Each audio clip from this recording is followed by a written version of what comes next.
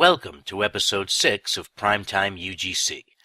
I'm Captain P.F. Dennis, and my co-host Phil Bones, well, he should be here any minute. He mentioned something about an orb experience.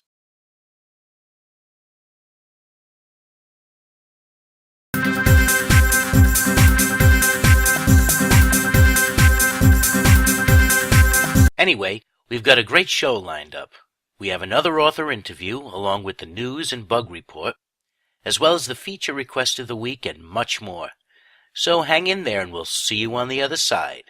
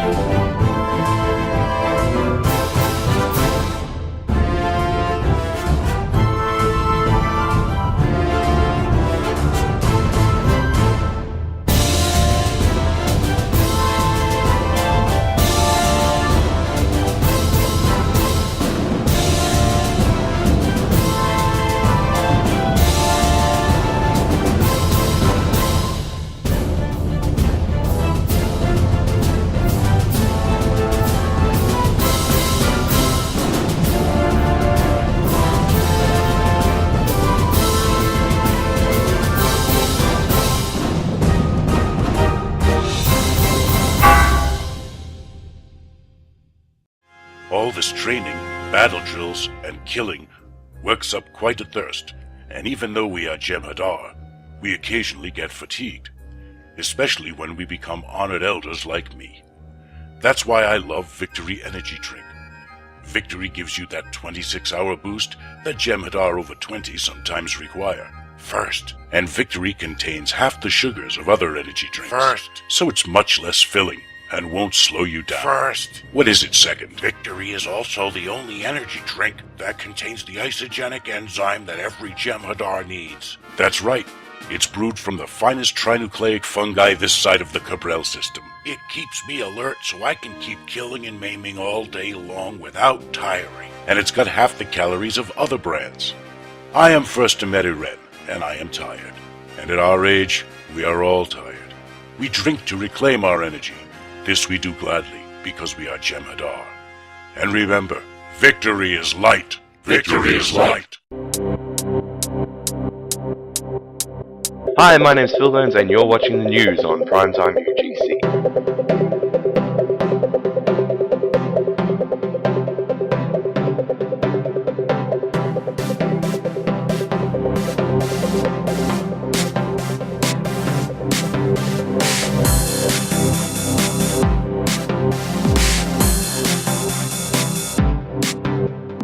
Welcome to Primetime UGC, you're watching the news. This week, Foundry challenges have been set by Brandflakes. Authors request new ways of getting their missions noticed, and new authors cry out for help on the official forums. This week marks the end of Brandflakes' Foundry competition. There have been many authors of all sorts who have admitted missions, and it has had an incredible turnout.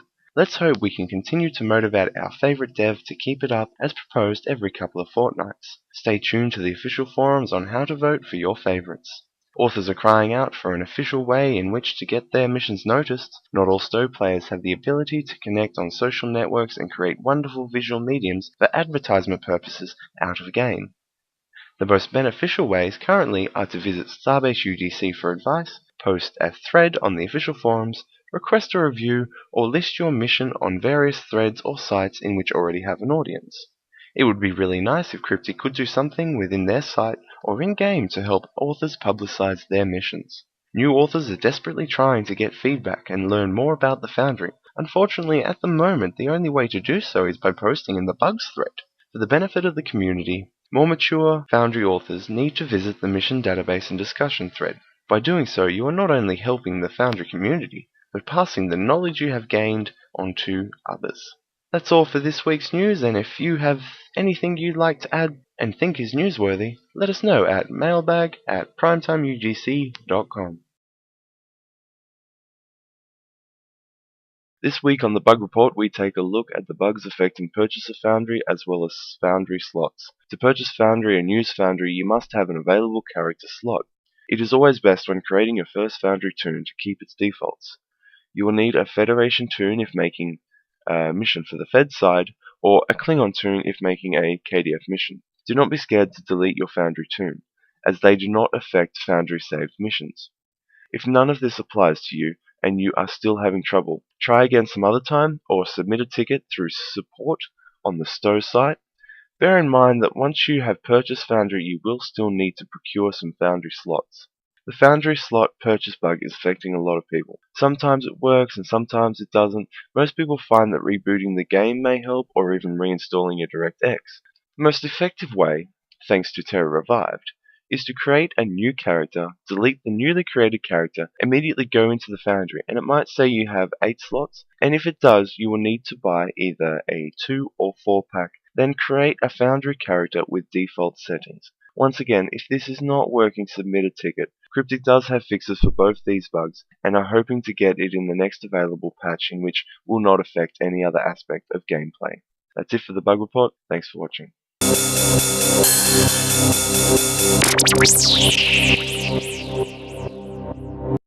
Don't hate me because I've got gorgeous wrinkles. Some girls are born with it, but for the rest of us, there's Baudet. It's made from the neural secretions of the finest galamites. Nothing dehydrates the skin more gently and naturally, and Baudet contains nearly twice the concentration of any other dehydrating wrinkle cream, leaving your face rough and abrasive. Irresistible. Don't hate me because my wrinkles are beautiful. Not that it matters. You probably aren't good enough for me anyway. Baudet. For the rest of us.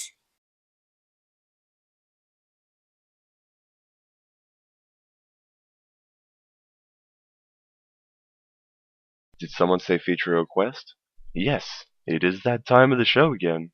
The competition is still on for the best 5, top 5, so submit your best 5, top 5 feature requests to mailbag@PrimetimeUGC.com.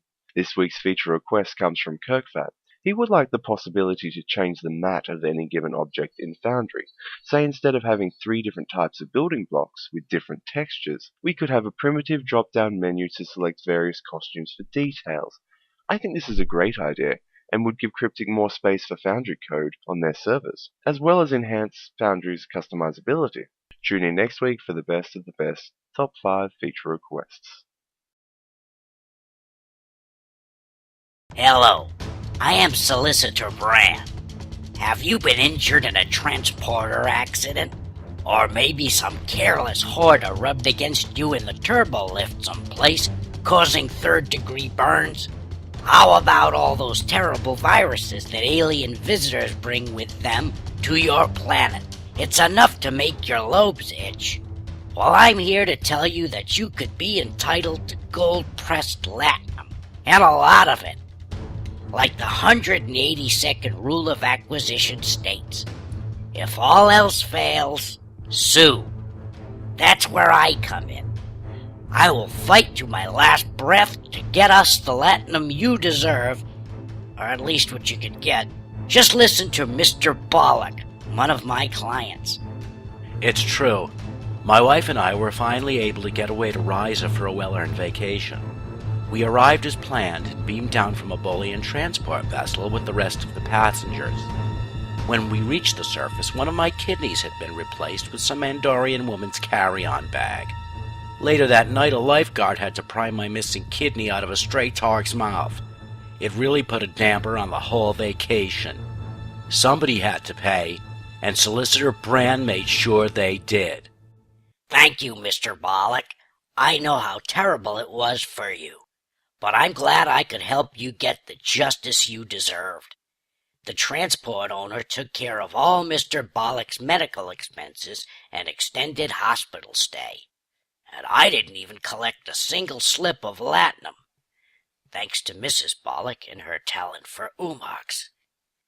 And remember, if I don't win, you don't pay much. Bran, he'll fix your problem if he can. Oh, Bran, for compensation, he's your man. This week on Primetime UGC's author interview, we welcome Hauriant.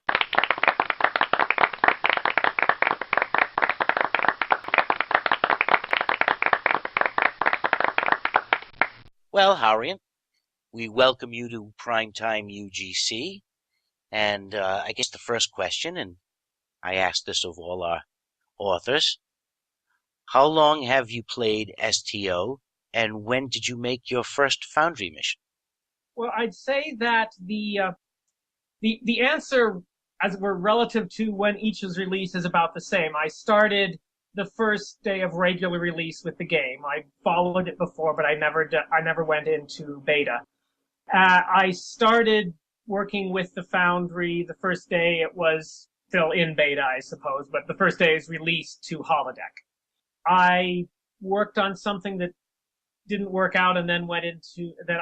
I'd say probably April or so I released my first mission and was already starting on the second, which took until December, technically. But I didn't work the whole time. Kept stopping and then going back. And let me just say, by the way, it's thank you both for bringing me on here. I mean, when you see people like Alamak and Sori and Bazag and all those people you have, and then you have someone who has roughly 2 missions out, roughly 30 reviews total. It's a testament that listeners, if you go and ingratiate yourself to these hosts, so you can get up to. I'm sure there are rules of acquisition that apply to what's going on. Yes, 500 gold per platinum. Yeah. So, Hauriant, the one thing I really like about your missions are the awesome posters. Is there a particular element of the Foundry creation towards a mission that you enjoy the most? Maybe posters, as in you mean the ones that I put on top of the missions for Starbase UGC? Is that what you mean by posters? Yeah. All I did is I literally go into the game and take screenshots and then edit together on a fairly simple, I forget if it's free or not, but simple just image editing software. Again, these are just 2 missions, so he loves these 2 posters. but thank you all the same. It's the one for More Data Part 1 was very simple because all I did was take screenshots of the character editor in the Foundry itself. The star background is the star background of the character editor, and then I just merged them together, put some text over it. It's very fun. It's a bit harder to get the one for my from Both Ends of Time, which is the image that I use is on a ground map, and I put characters in front of it and had to work on getting the black images around the characters and make decent success apparently. But I'm sorry, what was the initial question again? What aspect of the Foundry creation towards your mission do you enjoy the most? I guess it is the coming up with the ideas. What I love about the Foundry is the opportunity to add my ideas to a form of Star Trek. The ability there's a character who is my chief engineer, but she's on special assignment, Saga, in my More Data #1. And I'd always thought, ever since the end of Nemesis, I thought, okay, what are the next androids going to be? We can't end here. We can't end android research here. And so I thought, what would be the 25th century series? When they go and do the 25th century series, they have to have an android. And what would an android I would like be? And so I was able to add Saga in there and the characters, but I would say also a lot of almost every mission that I'm thinking about, have done, or I'm thinking about doing is essentially fixing problems that contradictions or things that are contradictions, things that could be made more harmonious between the different episodes you see. Well, I think one of the best images that fits my idea of particularly meshing contradictions together, because I can also mesh just ideas that could fit but aren't contradictory. But meshing ideas together actually was something Marvel Comics did with a thing they called the No Prize. And the idea is that congratulations, you get no prize, just because different comic book companies were giving out money or other such things. But there are different permutations of the no prize, but the kind I particularly like was they would give the no prize to people who pointed out a contradiction in the vast Marvel Comics continuity, but then provided an answer that makes it fit together. And I just have always liked that idea, and particularly with stories that I like. But I have this instinct even to some degree anyway. But particularly with stories I like, I love finding ways to make contradictions not contradictory. And so to be able to put my ideas out there for as many people as I can get to see them, and to hopefully think, yeah, that makes sense, and as well, that's enjoyable to play. That's probably my favorite aspect of the Falcon. What would you say is the series that you most draw your inspiration from? It probably would be The Next Generation, but that's the one that I got into Star Trek seriously right before Star Trek 4, so I got The Next Generation and the series that followed that I spent most of my fandom with. That's sort of maybe the one I get the feel from, but I draw in details from all the series, particularly since my From Both Ends of Time is essentially what are the Suliban doing now, because we didn't have any Suliban in the original series because they hadn't been created at that point, or Next Generation, what are they doing now? And plus, how does the temporal Cold War, which again was not created until Enterprise, how does this interact with essentially Kirk never having met them, Picard never having seen it? That sort of thing, bringing the details, all the details that I know from the different series, finding a way for them to mesh together is what I have felt the most desire to do. How do you approach a map environmentally? Maps are not one of my strengths. I would say probably if I can use a pre-made one and just alter it a little bit, that would be my preferred thing. The closest thing for environments that I would do is place characters through the contacts or the wandering characters, have them bring life and have them bring the feel to the environment that I want. If I need to build something, I do. The most I've done is build essentially a city environment on one of the meadows that we have. There's a space station that I have that it's in more data, and I love this part. But in the far back, I put 2 Dabo tables, and I have if you go back there, you see that on one of the Dabo tables, there's an Orion woman dancing, actually on the table on the side. And there are a bunch of men gathered around that Dabo table. Next to it, there's a Dabo table with, I used the costume of the Ryson bartender, a mustached plump man, and he's dancing on that, and there are a bunch of women surrounding that one. And then in the meantime, you have shopkeepers and just people of different species wandering around. I had to build a map to make quarters for where my Ferengi were staying. I will build what I have to build, but that is not my strength. It's definitely the closest strength for map making is adding character and environment through the characters, I suppose. Who do you write your missions for? Well, it's definitely for me to, as at the core, my hope is to, from there, get as many people as I see to play and like them. How important is combat to you in the mission versus, say, the story? I would say that the two things. I mean, story is one of the key things for me. I'd say the other thing that is important I would think of as player interaction. Of that, combat is certainly the easiest to put in there, and is certainly no less valid than if you try to put a non-combat interaction in. So I would say just having you play through, you click to read the dialogues without any variation, without any player input could be interesting, but it's harder to be interesting. Putting combat in when it makes sense, then that is a great thing to do.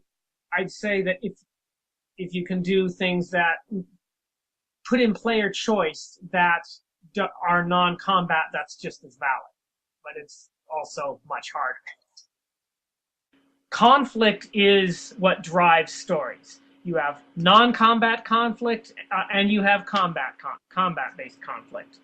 And not only each of them valid, but each can enhance the other. I mean, when you understand why people are fighting, or if the story is driven by a confusion as to why people are fighting, that enhances the combat.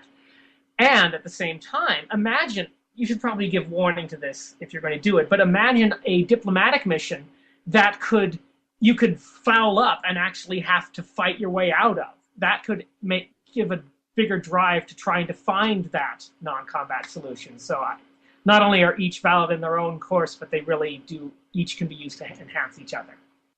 If you could ask Cryptic to put in one feature, what would that one feature be? I would say I would like variables to be added, so that instead of when you get to an end to a dialogue, or I suppose you'd also be able to put this in clicking a console or having completed a mission, instead of just saying for a dialogue, fails, succeed, that you could say at the end of one branch of a dialogue tree, A equals true, and then you could, I don't know, up to B, C, D, etc., and potentially up to Z, so I guess 26 variables per mission. And if you could have it so that you could then, at the beginning of in addition to component complete, or all the other things you can do to trigger if A is true, so that something would only happen or not, would happen or not happen based on other previous actions, to make it easier to have, if not branching, at least divergent elements, and have choice be able to matter and be more in a more intricate but also easier way. Have you done UGC or game modding or anything like this before? No, this is the first MMO I ever played. I remember having it when I was young, a TI 99.4a, and I typed some things in BASIC, but I didn't even have a disk drive, so there wouldn't have been much point in saving. I am coming to this from someone who fallen in love with Star Trek, and when found out about the game, wanted to play it to continue the Prime universe, and then finding out about the Foundry, I loved the idea of being able to put my ideas into the mix. With free-to-play, with all the new people coming in, what advice could you give a new author? Considering that a new author would be listening to this, so they probably would know about the Starbase UGC, just going there and looking at the tutorials and getting to know people like you and other people in the chat room, and the podcast and the chat room, to have people you can ask questions of would definitely help. I would say the other advice I would give is to come to the Foundry being prepared for the idea that some things that, as it stands now, some things that should be simple will be very hard or even impossible. But and be prepared for that. But at the same time, don't assume that just because Cryptic hasn't put a feature into the Foundry, that there isn't a way to work around and get perhaps all of what you want, at least perhaps some of what you want. I could tell you just from both ends of time, what I wanted to do is to essentially, you get into a situation where suddenly there are a bunch of Sulaban you can't trust, but not necessarily you can't trust every Sulaban, and you keep running into Sulaban, and you're given the choice, okay, are you going to trust them or not trust them? And one map, I had a situation where you would have been about 16 different ending possibilities based on multiple encounters at the end of this map. And it did not work for me at all. Sometimes there were just errors in my setting it up, but also I think I know for a fact dialogue triggered when it shouldn't have triggered, because it wasn't consistent, because every replay it was different. But I simplified it. I still have some choice. It's not as much as I'd like, but I was able to do it. And so be prepared for problems that you can get, if not sometimes all of what you want, sometimes some of what you want, just not always in the most obvious way. What was the best criticism or advice you ever received? Well, as I said, I've only had about 30 reviews, so I did get unfortunately, it was a 1-star. Might have gone back. They might have gone back and changed it. I have to track it down, but I did get a 1-star review basically by someone who thought that my mission started somewhere on Starbase 39 when it really was just outside Starbase 39. So that criticism at least made me probably avoid confusing a few more people by seeing it. Probably the best criticism I could get would be in the future with help with spelling checking, because as was in the Bite-Size UGC, the Bite-Size UGC review, it did note there's spelling checking, so a few spelling errors that were in my More Data mission. YouTube have seen me in chat, so you know I start from many more spelling errors than average, but the goal is to get it right, not a percentage improvement on the starting. Because I have had so few reviews, I can't give you that much of an answer.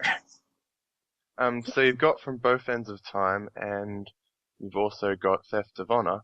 What's next? I won't be able to get back to the Foundry beyond Simple Revisions for a while, but Theft of Honor is part of More Data number 1, which that's probably the next one I would work on. It is about android research, and specifically it's about acknowledging the fact that, or looking at, or trying to bring in all the other robots and androids that have been encountered in the series. I'd say particularly TOS, because when the episode of TNG that had Scotty came out, they did a novelization, and one of the changes in the differences in the novel, and I thought was better than the episode, is that when Scotty meets Data, he's a bit horrified at first, and he talks about all these androids that they met that were always enemies. But you should need to acknowledge all these androids of the past, and just if you're doing android research, wouldn't you go back to Mudd's planet, which is indeed specifically that's the next one I want to do. So I have to, among other, wait for time, but also wait for proper TOS era assets to come in. And there's one other that carries on an idea from my Suleiman Temporal Cold War one, that it carries on the idea. It's not so much a direct sequel though, but let's just say that I need Enterprise era assets to tell that one properly. Okay. So I need some more assets in the Foundry as well before I can get to these things. Thank you again. Thank you both so much. No, thank you, Hauriant, and it was a pleasure having you on Primetime UGC, and we hope you come back and visit us again soon.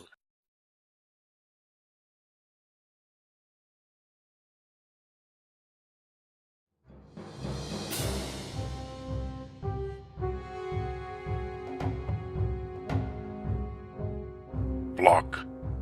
Strike. Oh, by the sword of Kalis. Wake. Wake, little warrior. You should have taken that batak in 4 moves. Ah! What? Klingons don't fly. Stop it right now. Wait a minute. Did you have a meal this morning before the contest? No, Father. No? Foolish child. That is why you failed. You must eat a good meal to keep your strength up and be alert. Come, I have just the thing. Kellogg's Rock Bites, the live cereal that contains all the nutrients a growing Klingon warrior needs. And they taste great too. Why, we've had rocked bites from the house of Kellogg around our table for generations. Why, 1 bowl of this, and you'll be able to ground your friend out there into dust. You will have your vengeance, my little warrior.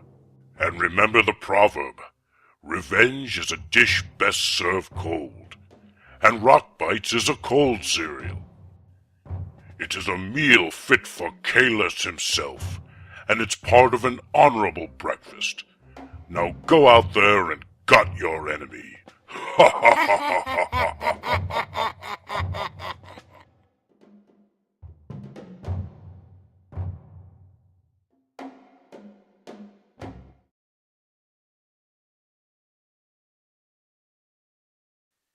Welcome to Foundry Essentials. This week's Foundry Essentials addresses a very popular list of questions. First up is a quick tutorial on how to fight alongside an enemy. The key to a lot of these type of effects is recostuming.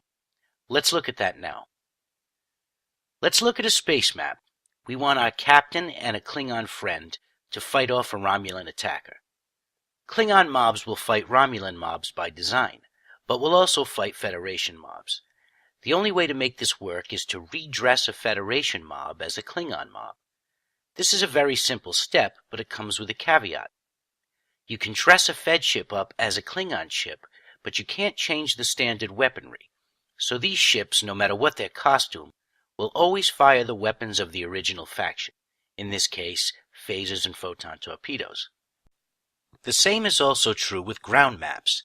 If you dress a Davidian as a spider, it still acts like a Davidian. So if this is something that you're willing to live with, let's continue. I already placed the Romulan enemy on the map. Now let's place our Klingon friends. You have to remember to pay attention to an enemy's description because they spawn according to number of players and not by rank. If you are authoring a mission for solo players, the minimum amount of ships will spawn.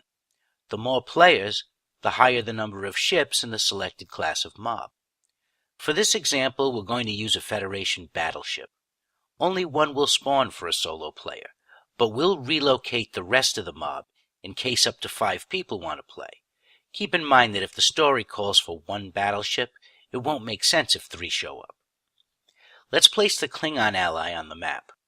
In reality, it's a Fed battleship. Highlighting the mob in our asset list on the left reveals the actors within the mob, along with their individual settings. These are basically their names and costumes. Mob behavior cannot be individually assigned. All actors within a mob will behave the same way, as those traits can only be assigned in the general settings.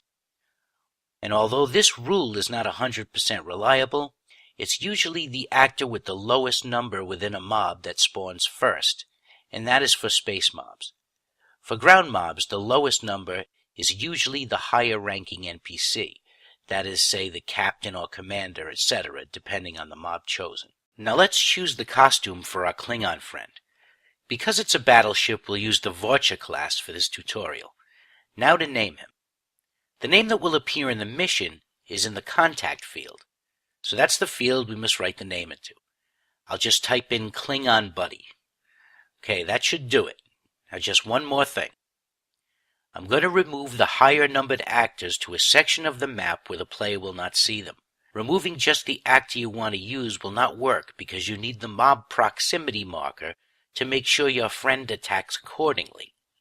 Let's see how that works.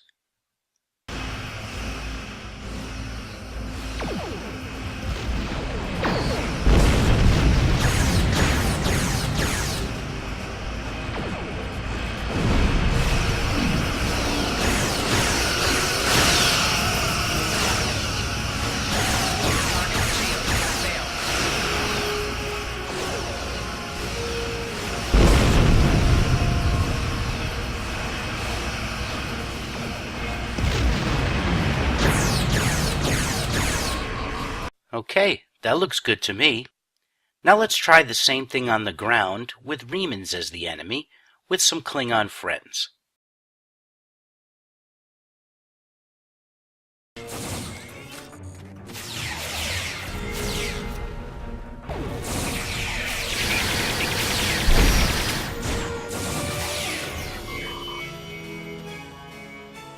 Alright, that seems to work great too.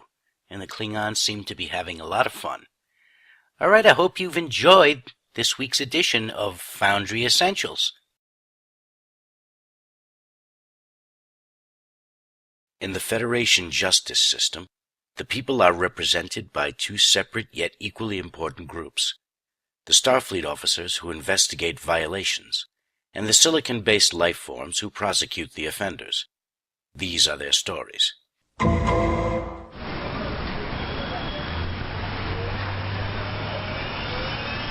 So I told my wife, look, if you need a new food replicator, I suggest you replicate a new one. It ain't like I'm on salary. Hey, you're preaching to the choir, my friend.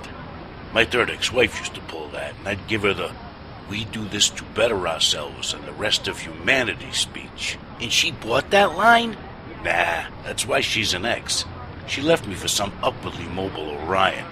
She's a slave these days, but I hear she can replicate a hell of a meatloaf. Benny, look! Geez, Ray, you want to slow down? I downed a swimming pool's worth of scotch since I won that high school track medal. Now what do we have here? Looks like your Vic is one of them Ferengi. Another milestone in deductive reasoning. DNA scans identify him as a guy named Bran, a solicitor. It's gonna be tougher trying to find someone who didn't want to kill this guy. Anyway, there are no apparent wounds of any kind. The medical examiner is en route. We'll know more after he examines the feller. Well, until the ME gets here, I want a portable stasis field set up around the body. I want special attention paid to the Vic's hands for particle traces. I also want his lobes scanned for possible foreign DNA. His ears, Detective? He's Ferengi. I guarantee he's had Umox in the last 24 hours. Call it a hunch. Why, you got something against a man dying with a smile on his face?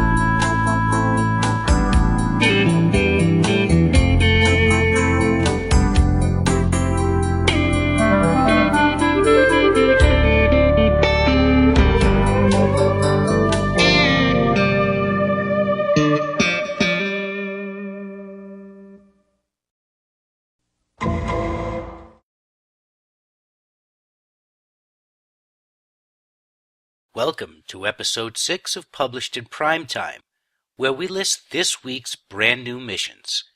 First up, on the Fed side, we've got Spawn of Medusa Part 5, Defeat the Evil by Duke of Rock, the conclusion to his epic 5-part series. Rising Sunset by Ceridian. Terror Knocks at the Door by Admiral Murphy. Keeping Up with the Jascens by Casmodian. Hijacked by Pendra 80. Dreams of Salvation and Glory by Tucana. Hollow Justice by Commodore Bob. Federation Desperation by Mazakin. Forget Me Not by Sovereign 77X. And Atlas Affair Part 2 by Nagorg. And we have only 2 on the Klingon side. Soldiers of the Empire by Trekkie 1134 and Dead Men Tell No Tales by Ovarius. And that's it for Publish in Prime Time for the week. If you have a mission you'd like to see featured, drop us a line at mailbag@primetimeugc.com.